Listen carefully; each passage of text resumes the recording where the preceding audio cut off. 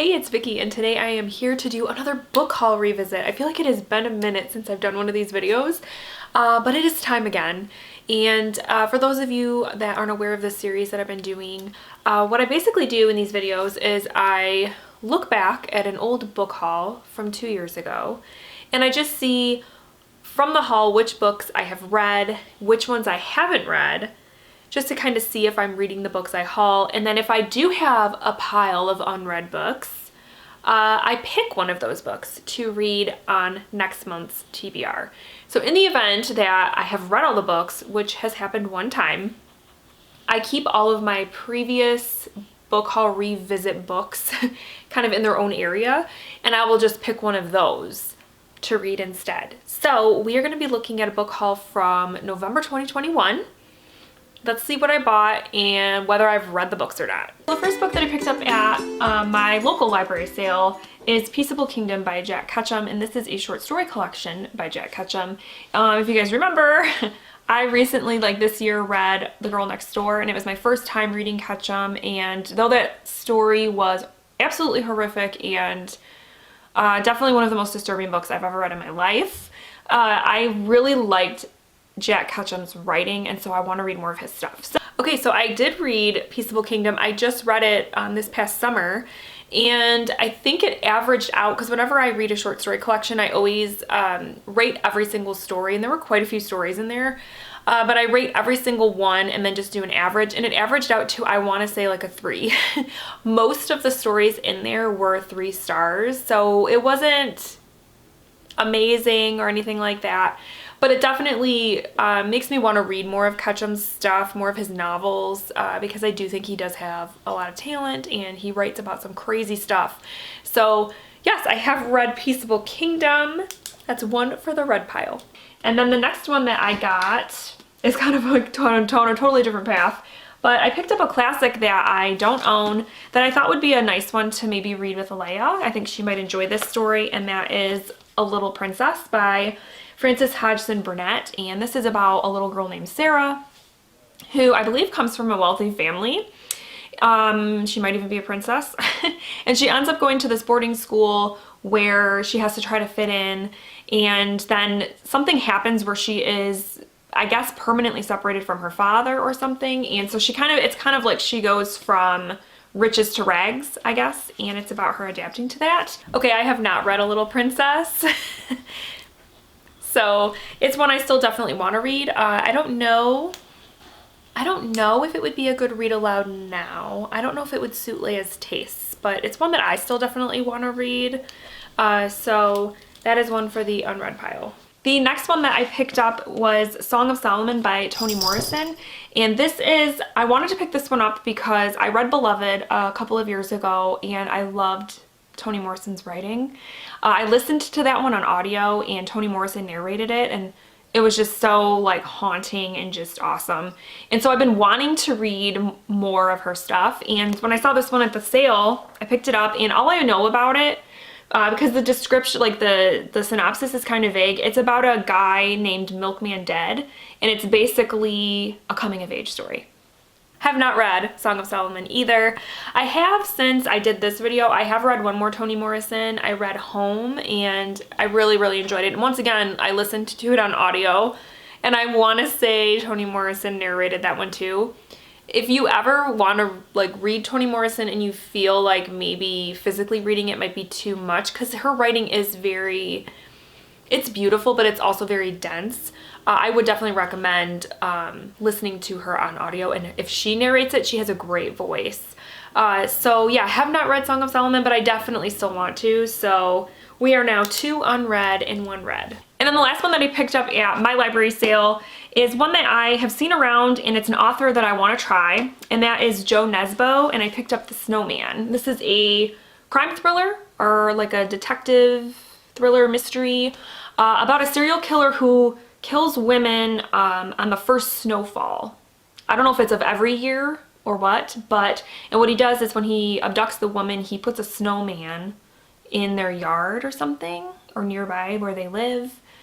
And yeah, it's about this detective trying to find this killer. I did read The Snowman, I think that was this year.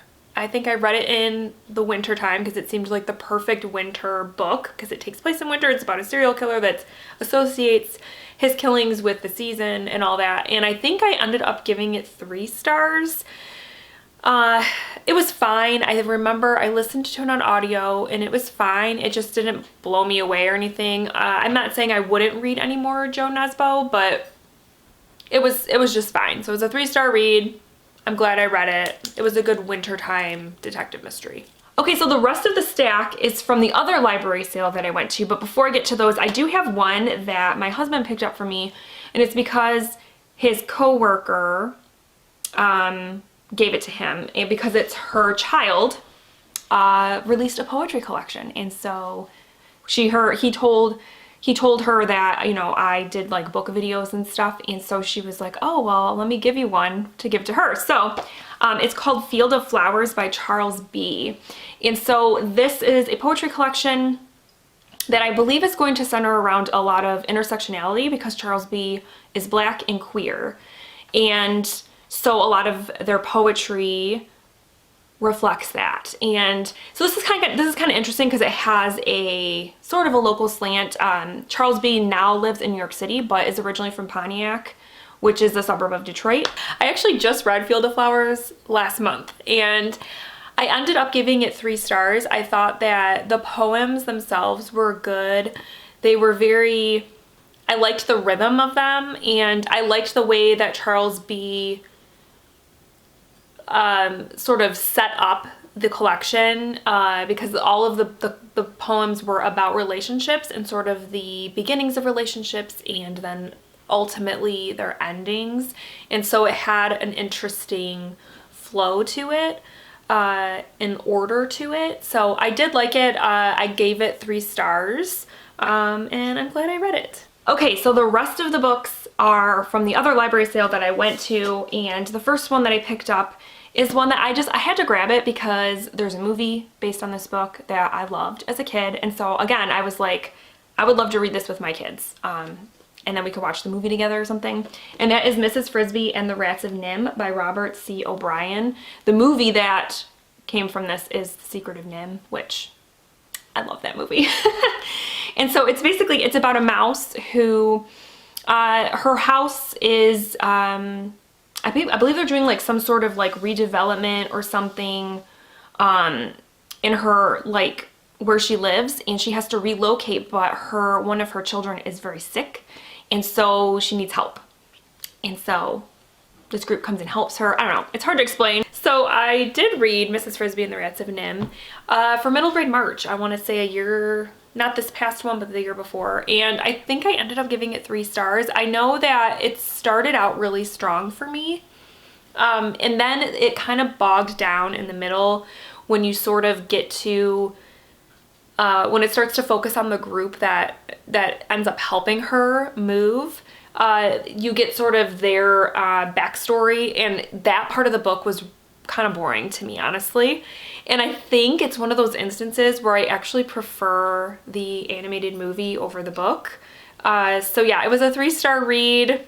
I think I actually unhauled the book because I don't think it would hold my kids' interest because I struggled with it as an adult, so I didn't think that they would want to read it. I figure if they ever want that story, we'll just watch the movie. And then I picked up another middle grade novel because I've heard such good things about this one. It's called Walk Two Moons by Sharon Creech. It's a Newbery Medal winner. And it's about a little girl who is traveling from Ohio to Idaho in search of her mother with her grandparents, and along the way they're sharing some sort of story about another little girl named Phoebe who was also searching for her missing mothers. Okay, so I did read Walk Two Moons. I think I read it last December, and I ended up giving it 3 stars because I did like the story, and it is one of those middle grade books that is sort of a gut punch. It takes a sad turn for sure, but for me, I think my rating was affected by the fact that I went into the book thinking that this was going to be an Own Voices book because it does deal a lot with Indigenous people, Native Americans, but the author herself is not. But it seemed like it was sort of it seemed like it was sort of promoted that way, like it was Own Voices, but it wasn't. Now that could have been like my mistake. I could have just been mistaken. I can't remember, but it ended up affecting the way I felt about the book, because I just felt like this type of story, I don't know. And the way, like I said, the author's relationship with indigenous culture, when I did some research, it just sort of bothered me. So I ended up giving it 3 stars. I thought it was fine. It is a good book, but just going to it knowing it's not Own Voices. So yeah, we have now 5 in the read pile and 2 unread. The next one that I picked up because I was familiar with the author. I read a book, a nonfiction memoir actually by her. And so when I saw this book and read the synopsis, I thought it sounded interesting. And that is The Vanishing Act of Esme Lennox by Maggie O'Farrell. I really liked the writing in Maggie O'Farrell's memoir. Oh my gosh, I'm blanking on what it's called, but it was good. And this one is about a woman named Esme Lennox who disappeared one day, and then years later, this other woman named Iris gets this phone call that she has this great aunt Esme who has turned up and is being released from this hospital after like 60 years. And Iris never knew about her aunt Esme. Her mother always said that she was an only child. So it kind of dives into this mystery as to why would her mom not tell her about a sister and things like that. And it gets into some, you know, probably some family generational stuff and some drama. So, okay, I have not read The Vanishing Act of Esme Lennox, but I definitely still want to, especially after hearing the synopsis. I'm like, oh yeah, that does still sound very intriguing. I definitely still want to check it out. But yeah, there's another one for the unread pile. This next one I picked up, I was kind of surprised and kind of excited that it was there because it's one that I have kind of had on my radar for a long time, and it was really popular a while back, and I just never got around to reading it. But that is Every Heart a Doorway by Shauna McGuire. And this is the first in a series. What is it called? The Wayward Children series, I think it's called. And yeah, it's one that I have been, like I said, wanting to read for a while. And it's about these kids that come and live at a orphanage of sorts, and all of them have in one way or another visited like a fantastical land. So places like Wonderland, Narnia, and stuff like that. And when they come back, and they're obviously changed because they've been to these other worlds, and they come to this orphanage where they are with other kids who have had similar experiences, and it kind of goes from there. I did read Every Heart a Doorway, and I have also since read the second book in the Wayward Children series. And Every Heart a Doorway, I think, ended up being 3 stars for me, and I think it was because I liked the vibes and everything and the sort of setup of the story, but there was also this sort of murder mystery, I guess we'll just say, that it sort of took that I wasn't really looking for or ready for. And I was kind of, I don't know if it was in the synopsis and I just missed it or ignored it or whatever, but it sort of didn't interest me all that much. But I will say I did enjoy the second book a lot more. So Every Heart a Doorway was 3 stars for me, but the second book was a 4 star. So it's definitely a series I want to keep going with. Hopefully soon I will get to the 3rd book. But yeah, so Every Heart a Doorway was good. But so far, not my favorite in the series. Another one that I just had to grab when I saw it because it's a 5-star prediction, and I didn't own it. I was gonna listen to it on audio, but I actually last month tried to start it on audio, and it wasn't clicking. I wasn't connecting. So I was like, okay, I'm just gonna get a copy from the library, whatever. But then I saw a copy at this library sale, and so I had to get it, and that is Wilder Girls by Rory Power. So like I said, this is a 5-star prediction. It is about a group of girls who are living on this island. They go to a school on this island, and there's some sort of virus, pandemic, something or other going on around them, and so they're kind of in quarantine on this island. So they're isolated, and slowly, you know, they sort of are on their own. A lot of the adults, I'm assuming, die or whatever. So they're kind of in charge of themselves. So I've heard that this is kind of like Lord of the Flies, but with a group of girls. I did read Wilder Girls. I don't think I gave it 5 stars though. I'm trying to remember. I want to say it was a 4 star. I really liked the story. It was so unique and so different, and it had a bit of a, if I remember right. It had a bit of a romance that I also liked. It just didn't quite give me that 5-star feeling, so it didn't get 5 stars for me, but it was still a really good read and I'm glad I read it. Next up, I grabbed 2 thrillers that kind of interested me. I've kind of heard mixed things about, but when I saw them at the library sale, I was like, why not? I might as well give them a chance. They're super cheap, you know, whatever. So the first one is Leave the World Behind by Rumaan Alam, and this is about I believe it's a white family that are kind of staying in it's like a Airbnb type situation. They're staying at this house in, I want to say it's like upstate New York or something like that.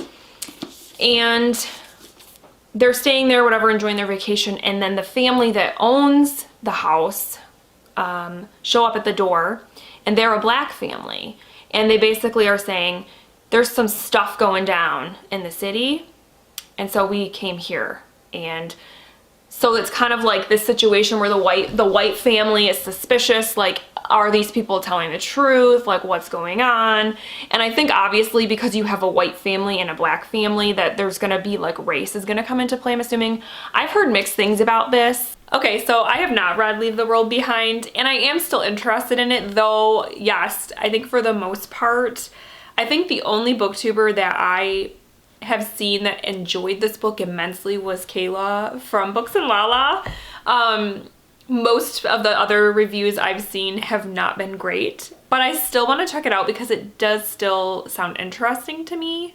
So yeah, haven't read it, want to still read it. The other thriller I picked up is A Nearly Normal Family by M.T. Edvardson, and this is a psychological thriller dealing with a family where they're kind of an upstanding family, and their daughter is accused of murdering this guy who's like 15 years older than her, who up until this point has had like no disciplinary problems or anything like that. She's a normal girl.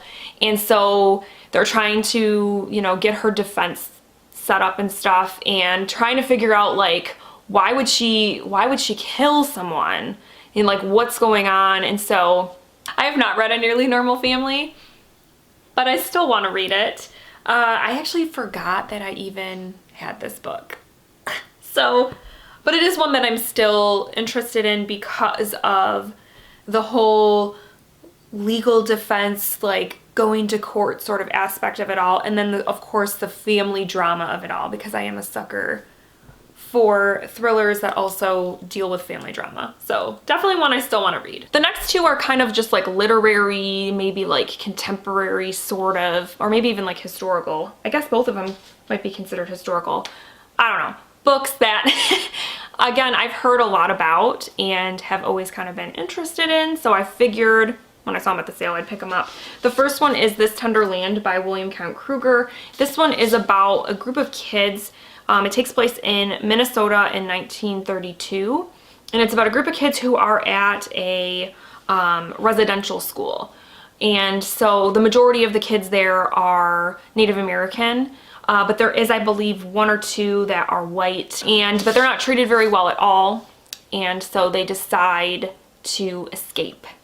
And they are, I believe, traveling via the river to get away. And so it's kind of a road story, like a travel story about these kids. I did read This Tender Land. I actually buddy read it with one of my subscribers / friends, Jamie. We read that one together, and I think I ended up giving it was either 3.5 or 4 stars. I thought that it was very well written. It was like I said, it was a good sort of road story because it takes them through different parts of America. And then it obviously also gave you sort of some historical perspective about residential schools and what they were about. And so yeah, it was a good book. I enjoyed it. So that's another one for the red pile. And then the other one that has always intrigued me, like since I heard about it like years ago, is Burial Rites by Hannah Kent. And this one takes place in, I don't remember what time period it is, but I know it takes place in Iceland, which just sounds like such an interesting setting. But it's about a woman named Agnes, I believe, who was, what do you call it? She was convicted, there you go, of murder, and was the last woman in Iceland that was hanged. But in the meantime, she's waiting for her execution date, and she's staying with this family, I believe, until she's executed, which is an interesting sort of concept. Okay, I did read Burial Rites. I read it this year, and I think I gave it 4 stars. It was very well written, and was just one of those books that, given the circumstances, because the whole thing is, yeah, about this woman, this convicted murderer, who is staying with this family waiting to die. And the whole concept is just very strange, but it turns out that it was actually based on a true story. The main character, I cannot remember, her name was Agnes, can't remember what her last name was, but she was a real person. This really happened. So obviously the author took liberties with, you know, some of the plot and this and that, but it was based on actual events, and so that also made it very interesting. So yeah, overall it was a good read, but of course a bleak one. It's definitely not lighthearted. It's definitely more of a heavy story, but it was still really good.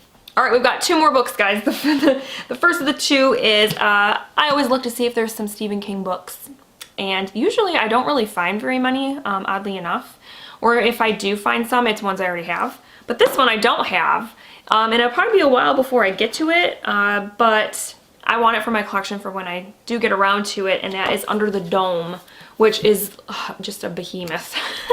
But I wanted it because it's like one of those floppy paperbacks, which are the best.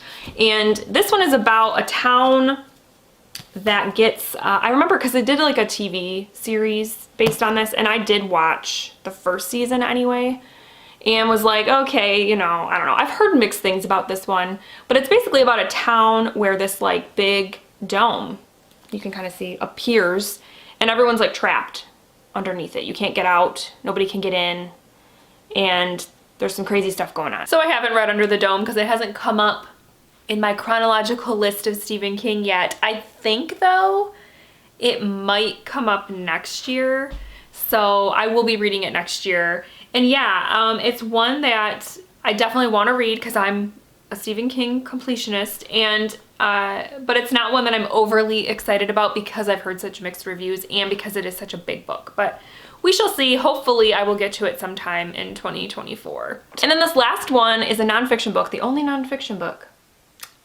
in this stack, which is interesting, but I had to get this one when I saw it because, well, let me explain it first. I picked up Just Mercy by Bryan Stevenson, and this is about Bryan Stevenson is an attorney who started the Equal Justice Initiative, which is a group that tries to help people that were wrongfully convicted or put on death row to help clear their name and such. And he has helped lots of people save their lives. And I wanted this one because earlier this year, I read The Sun Does Shine by Anthony Ray Hinton, and Anthony Ray Hinton was one of the people that Bryan Stevenson helped.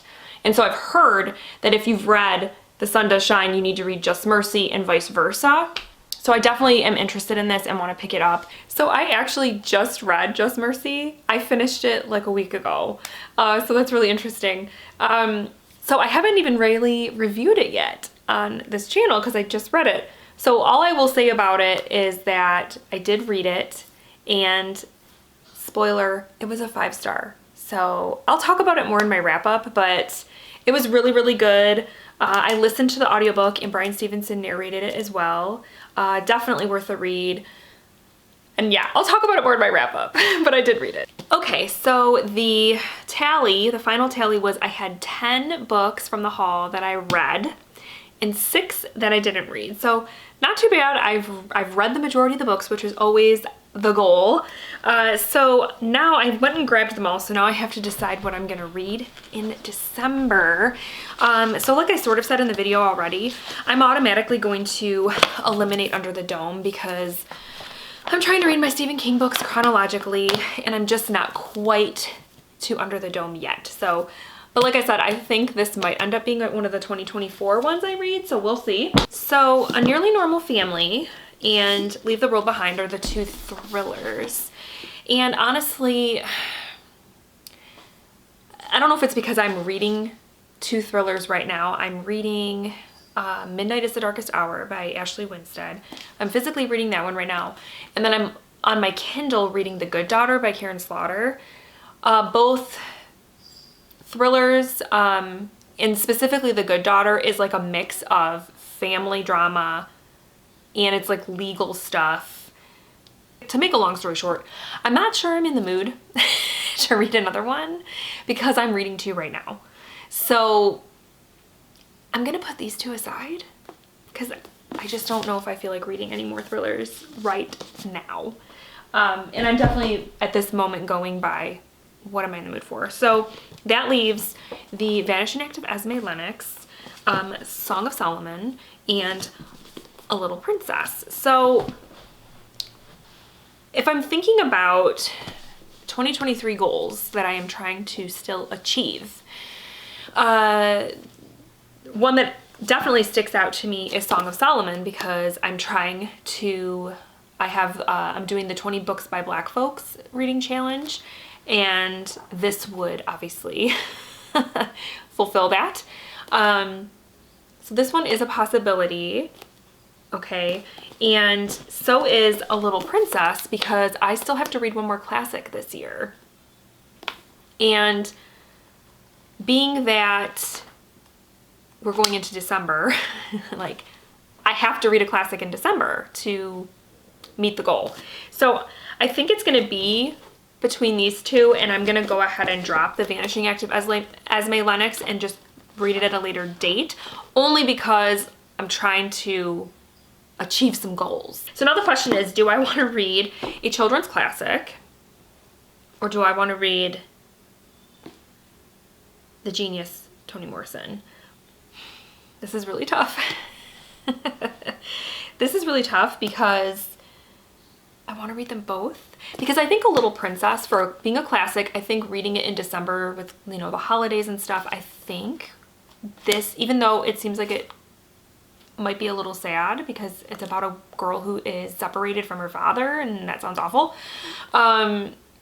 It does seem though like it's still going to be somewhat cozy, lighthearted. I don't know. I could be totally wrong. People that have read this might be like, no, you're wrong. But it's giving cozy vibes for me for some reason. I don't know if it's because it's a children's classic or what, but I could definitely imagine sitting up, curled up in a blanket by my Christmas tree, reading A Little Princess. But then I also really don't want to push this back anymore because I actually would love to read another Toni Morrison. Especially if I can get this on audio, and if Toni Morrison narrates it, that's even better. So I think I'm gonna do, I don't know if I've ever done this before. I think I'm gonna do both of these because they're gonna help me, you know, achieve some goals that I'm trying to do for 2023.